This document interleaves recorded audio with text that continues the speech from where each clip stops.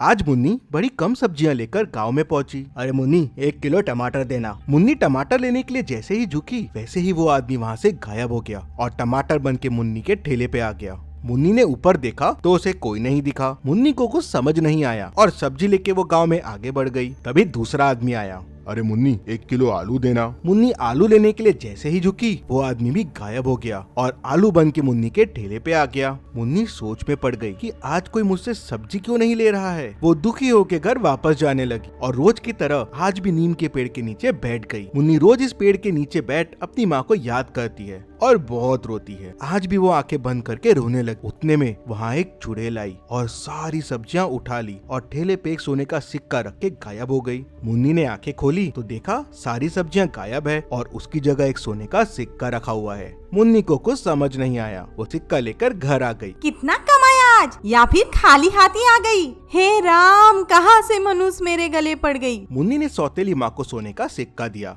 वो देख माँ बड़ी खुश हो गई। चल चल अब काम पे लग जा, घर का झाड़ू लगा और वो दरवाजे के बाहर तेरा खाना रखा है वो खा के बाहर ही सो जा। बेचारी मुन्नी झाड़ू लगाया, सूखा हुआ खाना खाया और बाहर ही सो गई। कल मुन्नी को ज्यादा सब्जी दूंगी। ज्यादा सब्जी मतलब ज्यादा सोने के सिक्के और मैं जल्दी ही अमीर बन जाऊंगी। अगले दिन मुन्नी ज्यादा सब्जी वाला ठेला लेके वापस गांव की तरफ निकल गई। गांव की तरफ जाते हुए वापस वो वही नीम के पेड़ के पास आई। वहाँ बैठ के रोने लगी। उतने में वहाँ पीछे से चुड़ैल आई और ठेले पे कुछ जादू किया। अकड़म तिकड़म बना दे सब्जी खरीदने वालों को तिकड़म। और फिर चुड़ैल वहाँ से चले गई। मुन्नी ने आंखें खोली और सब्जी बेचने गांव में चले गई। आज भी वैसा ही होने लगा। मुन्नी के ठेले पे जो आता वो गायब होके सब्जी बन जाता। मुन्नी को लगा आज भी सब्जी नहीं बिकेगी। मुन्नी फिर निराश होके वापस जाने लगी। तभी उसने देखा कि सब्जी इतनी ज्यादा कैसे हो गई है। उसे ध्यान में आया कि रोज ऐसा ही हो रहा है। सब्जी बिकती नहीं है लेकिन बढ़ जाती है। कुछ तो गड़बड़ है। उसने कुछ आलू उठा के अपने थैले में डाल लिए, सोच के कि आज आलू की सब्जी बनाऊंगी, नहीं तो फिर से सब्जियां नीम के पेड़ के नीचे गायब हो जाएगी।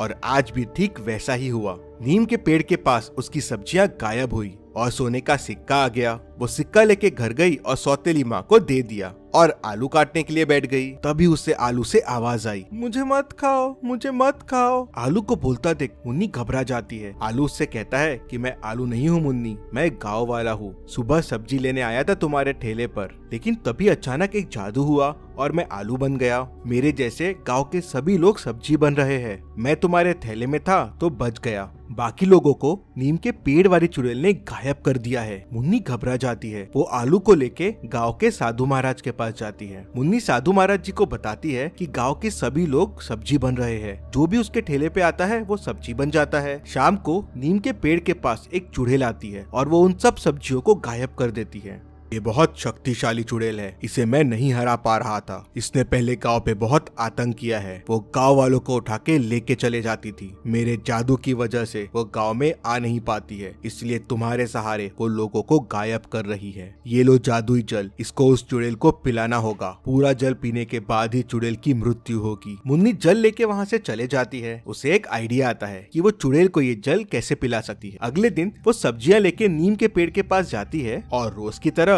चुड़ैल सब्जियों पे जादू कर देती है। लेकिन आज मुन्नी गाँव नहीं जाती। वो वहाँ से दूर जाती है और सब्जियों में बहुत सारी तीखी मिर्ची डाल देती है और शाम होते ही वापस नीम के पेड़ के पास आ जाती है। चुड़ैल आती है और सब्जियां लेके वहाँ से चले जाती है। मुन्नी उसका पीछा करती है और गुफा तक पहुँच जाती है। चुड़ैल गुफा में जाके आलू उठाती है और खा लेती है। जैसे ही आलू खाती है उसे जोरों से मिर्ची लगती है और वो चिल्लाने लगती है, मुझे बचाओ, मुझे बचाओ। मुन्नी तुरंत गुफा के अंदर जाके उससे कहती है, तुम्हें सिर्फ ये जादू ही जल बचा सकता है, लेकिन ये जल मैं तुम्हें तभी दूंगी जब तुम सारे गाँव वालों को आजाद कर दोगी। चुड़ैल मिर्च से बचने के लिए जादू करती है और सारे गाँव वालों को आजाद कर देती है। फिर मुन्नी चुड़ैल को पानी दे देती है। पानी पीते ही चुड़ैल वहाँ भस्म हो जाती है और गाँव वालों को उस चुड़ैल से मुक्ति मिल जाती है। एक समय की बात है, एक गांव के बाहर बहुत पुराना पेड़ था। उस पेड़ में एक चुड़ैल की आत्मा कैद थी। उस पेड़ के अंदर से उस चुड़ैल का हाथ बाहर आता था।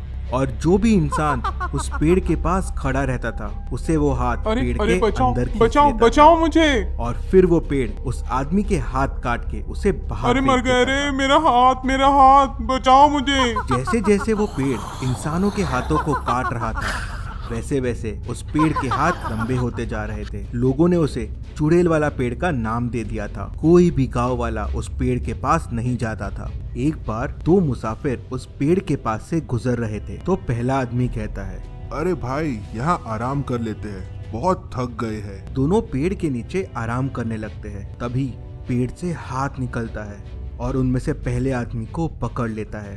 अरे भाई बचाओ मुझे, शामू बचा मुझे, इस पेड़ ने मुझे पकड़ लिया। पेड़ रामू को अंदर ले लेता है और उसके हाथ काट के उसे बाहर फेंक देता है। ये देख शामू डर जाता है और वहाँ से भागने लगता है। शामू भागते भागते गांव में घुस जाता है और उसके पीछे पीछे वो हाथ भी गांव में आ जाता है। हाथ शामू को पकड़ लेता है और पेड़ की तरफ लेके जाने लगता है। फिर पेड़ उसके भी हाथ काट के उसे बाहर फेंक देता है। अगले दिन फिर हाथ गांव में घुस जाता है। अरे मर गए रे, ये चुड़ैल वाला पेड़ फिर से आ गया। भागो रे भागो, अपनी जान बचा के भागो। और चुड़ैल का हाथ विमला को पकड़ लेता है और उसे भी अंदर ले उसके हाथ काट देता है और उसे बाहर फेंक देता है। सारे गांव वाले आपस में बात करने लगते हैं। तभी गोपाल कहता है, हमें लड़ना होगा, नहीं तो ये हाथ गांव के सभी लोगों के हाथ काट देगा। सभी मिलके एक प्लान बनाते हैं। अगले दिन जब हाथ गांव में आता है तो लोग कुल्हाड़ी लिए अपने घरों में तैयार खड़े रहते हैं। हाथ आगे आके कमला को पकड़ लेता है तो सारे गांव वाले बाहर निकलकर हाथ को कुल्हाड़ी से काटने लगते हैं। हाथ के टुकड़े टुकड़े हो जाते, लेकिन ये क्या, देखते ही देखते एक एक करके सारे टुकड़े फिर से जुड़ जाते हैं और हाथ वापस बन जाता है। ये देख सारे गांव वाले घबरा जाते हैं और वापस अपने घरों में भागने लगते हैं। हाथ फिर कमला को भी लेके चला जाता है। वो कमला के भी हाथ काट उसे बाहर फेंक देता है। सब बहुत डर जाते हैं और मिलके साधु महाराज के पास जाते हैं। साधु महाराज हमारी मदद कीजिए, गांव में एक हाथ रोज आता है और लोगों के हाथ काट देता है। हमने उसके हाथ काटने की भी कोशिश की लेकिन उसके हाथ वापस जुड़ जाते हैं। अब हम क्या करें? वो एक शापित पेड़ है, उस पे चुड़ैल का साया है।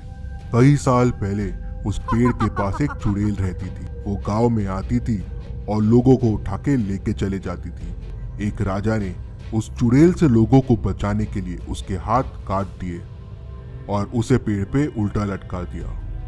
तब से चुड़ैल की आत्मा उस पेड़ में चली गई है और वो लोगों के हाथ काट रही है। वो सबको अपने जैसा बनाना चाहती है। उससे बचने के लिए उस चुड़ैल को मुक्ति देना होगा। फिर साधु महाराज ने एक मंत्र बोला, ओम भू भू चुड़ैलाय भूतेलाय गाँव बच जाए स्वाहा। ओम भू भू चुड़ैलाय भूतेलाय गाँव बच जाए स्वाहा। उनके सामने रखे कमंडल में जादू से जल आ जाता है। साधु महाराज कहते हैं, ये जादुई जल है। इस जल को चुड़ैल वाले पेड़ पे 3 बार छिड़क देना तो पेड़ श्राप मुक्त हो जाएगा। अगले दिन एक गांव वाला हिम्मत करके जल लेके पेड़ के पास निकल पड़ता है। तभी रास्ते में पेड़ के हाथ आ जाते हैं। पेड़ के हाथ आके उस आदमी को पकड़ लेते हैं और अपने साथ लेके चले जाते हैं। कमंडल वहीं गिर जाता है। हाथ आदमी को पेड़ के पास लेके आता है और उसे भी पेड़ के अंदर लेके उसके हाथ काट देता है और उसे बाहर फेंक देता है। वो वापस गांव आ जाता है। अब गांव वालों के सामने समस्या हो जाती है कि वो जल पेड़ तक कैसे लेके जाए। तभी रामू कहता है, मेरे पास एक उपाय है। कल जल लेके पेड़ के पास मैं जाऊंगा।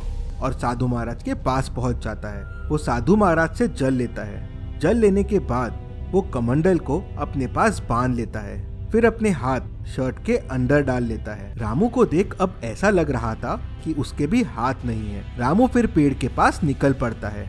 थोड़ी दूर में वो हाथ रामू के पास आते हैं और रुक जाते हैं। रामू थोड़ा घबरा जाता है लेकिन वो हटता नहीं, वहीं डट के खड़ा रहता है। रामू को हाथ नहीं है।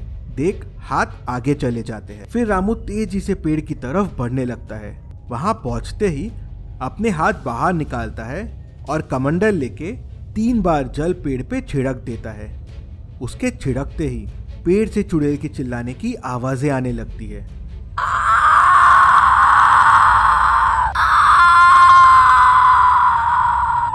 और पेड़ से चुड़ैल की आत्मा निकल जाती है और वो पेड़ शाप मुक्त हो जाता है।